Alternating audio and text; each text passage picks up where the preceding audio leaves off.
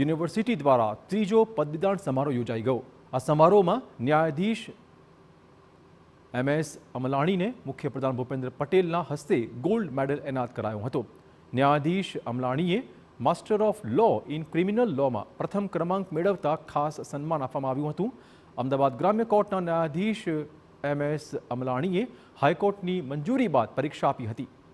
ન્યાયાધીશ અમલાણીનું માનવું છે કે કોઈ પણ ફિલ્ડમાં હોઈએ કે ઇન સર્વિસ હોઈએ તો પણ એજ્યુકેશન જરૂરી છે।